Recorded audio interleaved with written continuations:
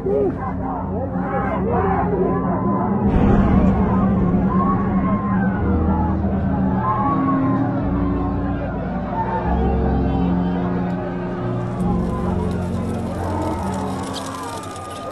کجا باید شروع کرد؟ وقتی داستان جنایتی را تعریف می‌کنی که مجازاتی در انتظارش نیست. تمام این قصه را می‌دانی. اگر آن را تکرار کنم می‌شنوی. از کجا باید شروع کنم؟ از این پس هر بار که برف می‌بارد می‌ترسم. نکند این بار هم. نکند این بار هم.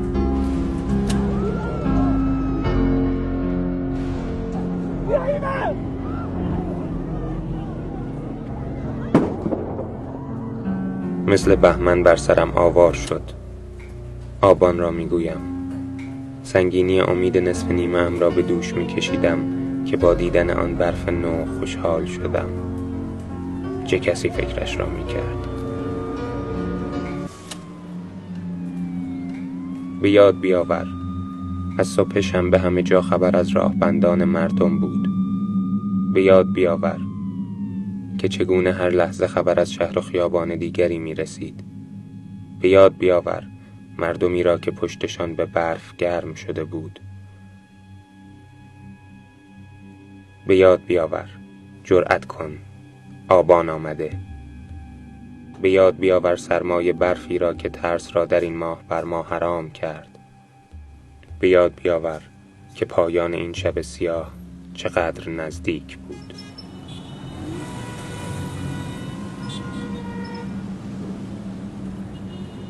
تاریکی زد که به خیابان‌های تهران زدم. سمت شلوغی را گرفتم و به راه افتادم.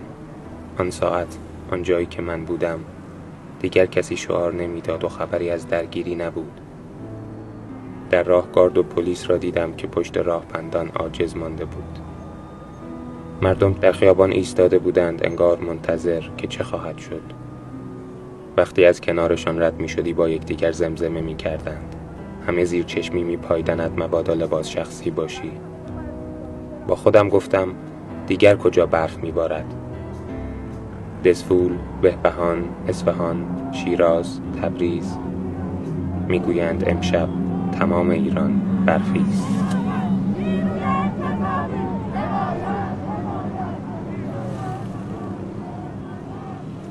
سوز سرما بود که از هر طرف میزد. هیجان وجودم را پر کرده بود. هرچه بیشتر میدیدم قلبم محکمتر به سینه‌ام میکوبید و مرا به جلو میراند. از ابتدای شب ندایی در سرم میچرخید و به دیوار جمجمه‌ام میکوفت. نمیدانستم چه به سرم آمده، اما هنگامی که به راهبندان رسیدم انگار صدایش را شناختم. یادم آورد. من آزادم و تاکنون زندانی بودم. من دیدم. منی که از روز تولدم در کشور خودم اسیر بودم. دیدم که اینجا یاد گرفتم به هر قیمتی زنده بمانم، که قناعت کنم به زنده ماندن و زندگی نکنم. یاد گرفتم که خودخواه باشم و از دهان دیگری بدزدم تا خودم بخورم. هر بار ظلم را دیدم چشمانم را ببندم، جیبم را بچسبم و بگویم به من مربوط نیست، جای من هنوز امن است. یاد گرفتم از رویاهایم، آرزوهایم، آن کسی که میخواهم باشم دست بکشم. یاد گرفتم از آزادیم بترسم و به زندان و زندانبانم خو کنم و تحمل کنم و تحمل کنم و تحمل کنم. من همیشه زندانی بودم. نمیدانستم، اما انگار همیشه میدانستم. پشت راهبندان، در آن خیابان‌هایی که مهتاب به روی برف می‌رقصید، آنجا، آن شب برفی که بنزین گران شد، من آزادیم را به یاد آوردم و گرمم بود. از لای ماشین‌هایی که بی حرکت بنزین 3000 تومانی را دود می‌کردند رد شدم و خودم را به آن دست اتوبان رساندم. می‌خواستم بین جمعیت بمانم، اما حضور من فایده‌ای نداشت. دیر رسیده بودم و دیگران زودتر کار را تمام کرده بودند. یعنی واقعاً قرار بود تمام شود، تو هم میخواستی نه؟ برای همین زنگ زدی و گفتی به هم ملحق شویم. گفتی که میخواهی ببینی. آن شب که رخ داد با هم بودیم. تو هم دیدی آنچه من دیدم. چگونه فراموش کردی؟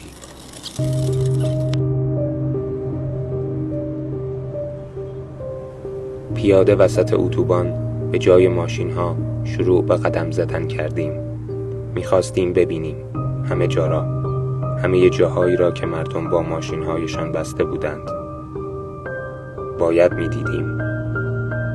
پایمان را محکم به زمین میکوبیدیم و محکمتر نفس میکشیدیم. حالا که آزادیمان را به یاد آورده بودیم، آسفالت جنس دیگری داشت و هوا طعم متفاوتی که نمیخواستیم از دست بدهیم. دائما سر میچرخاندیم و منظره شهر را در خاطر حک میکردیم. شاید کار ما این بود که به یاد داشته باشیم شجاعتی را که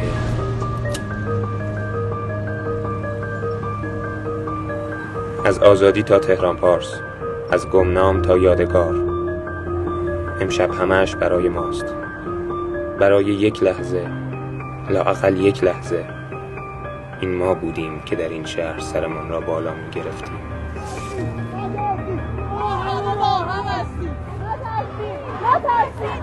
ما کدام ما؟ شاید برخی تا آن شب همدیگر را نمی شناختیم. شاید هر لحظه دیگری بود بی توجه از کنار هم رد می شدیم. اما آن شب ما بی نام و نشانها، ما غریبه های صفهای بیارتی، ما توده های گوشتی چپیده در مترو، ما چشمها مات و گود رفته، در این خیابانها ما با هم قدم زدیم.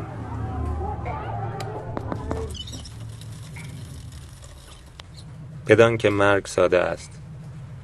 سخت آنجایی است که می روی خانه و اخبار را تماشا می کنی. می بینی که چطور همه چیز را عوض کردند، که همه چیز را نوشتند به پای گرانی بنزین. می بینی که ریختن خون مردم را با آتش گرفتن سطل آشغال ها توجیه کردند. به پنجره زل می زنم و هر بار ماشین ها می ایستند.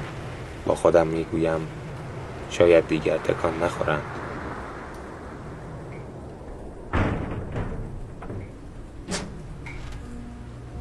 اینترنت را که قطع کردند انگار کور شدیم. در وحشت چشم ها می خواندی که اگر همه من را هم بکشند کسی خبردار نخواهد شد. اما حالا که نمی دیدیم صدای خیابان را بهتر می شنیدیم. آن بیرون چه خبر بود؟ جای من همان بیرون است. گفتی نرو، دیگر فایده ای ندارد. برفا آب شده. اما نمی دانستی. هرگز به تو نگفتم چگونه برفا را آب کردند. اما دیگر نمی توانم حرفهایم را نگه دارم. برف را خون می بستند تا آب شود. می دانستی؟ باورم نمی شد تا خیابانهای سرخ را به چشم خودم دیدم. سردرگم دنبال مصدر خون می گشتم. این همه خون از کجا آورده بودند؟ آن بیرون ناله، شعار، صدای هر که بود درد داشت، زوزه می کشید. به دنبال صدا دور خودم می چرخیدم. صدای گلوله ها آمد که قبله‌ام را پیدا کردم. به سمتش دویدم. جمعیت را دیدم که می گریخت. رودخانه بود که خلافش شنا می کردم. مثل بهمن بر سرم آوار شد. آبان را می گویم.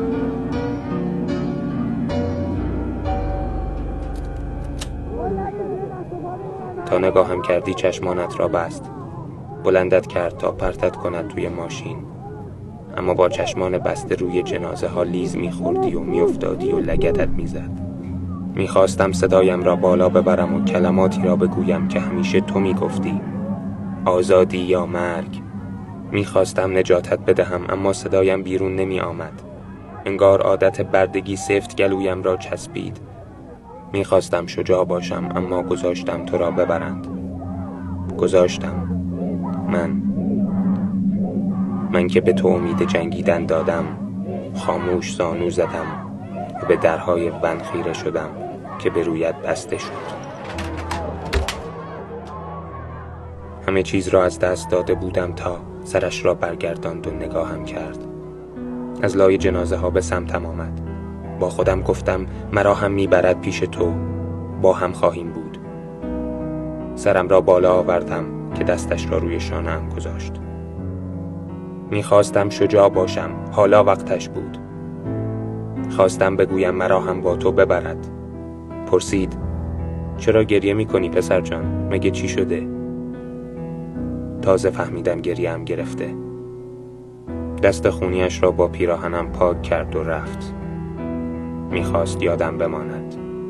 میخواست هر بار این لکه را دیدم بدانم که تو را از من گرفتند، که من هم از آنهایی بودم که ترسیدم.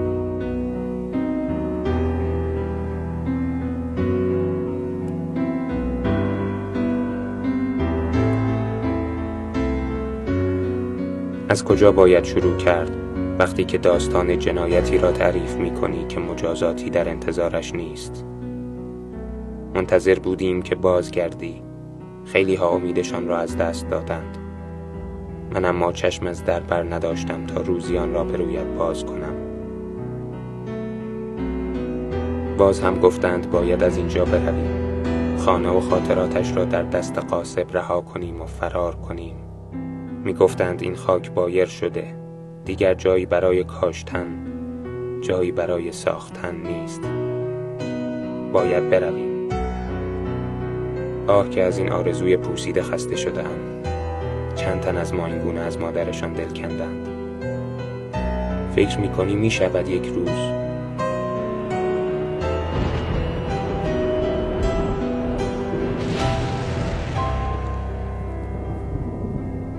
تا یک شب برفی دیگر، 2 انفجار به بهانه انتقام از دشمنانی که برایمان تراشیدند. خون روی دستانشان، دروغ می‌گفتند. باز هم به خیابان ریختیم. کم کم احساس می‌کنم این خیابان‌ها خانه من شده‌اند. چقدر از ما می‌ترسیدند. چقدر از همدیگر می‌ترسیدیم. برگشتی، اما یادت نمی آمد. باورم نمی شد این تویی که برگشتی. پوست و استخوان شده بودی. چرا حرف نمی زدی؟ برق چشمانت کجا رفته بود؟ هر روز با تو حرف زدم. تمام این قصه را می دانستی، اما یادت نمی آمد. می خواستی فراموش کنی و حرفهای من فایده‌ای نداشت. داشتم ناامید می شدم. اما دیروز دوباره برف آمد. دیدم که یواشکی بیرون پنجره را نگاه می کنی. چشمانت دوباره برق می زد.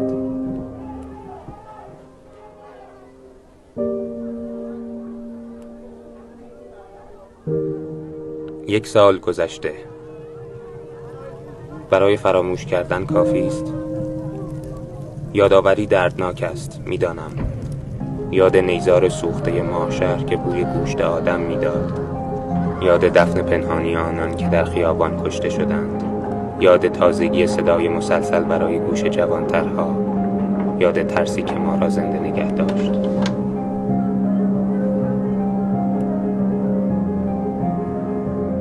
میخواهند فراموش کنم. من اما هنوز این لکه خون را از روی پیراهنم نشستم. بارها مردم. از یادم نمی رود. من یادم هست. اگر هیچ کار دیگری از من بر نمی آید، لااقل یادم هست. یادم می ماند. بیهوده تلاش نکن. دیگر هیچ چیز مثل قبل نخواهد شد. هر شب که به خواب می روی لالایی تو خواهد بود. قصه آن شب برفی که بنزین گران شد. اما از من نخواه بگویم این قصه چگونه شروع شد. از کجا باید شروع کنم؟ فقط بدان از این پس هر بار که برف می بارد می ترسم.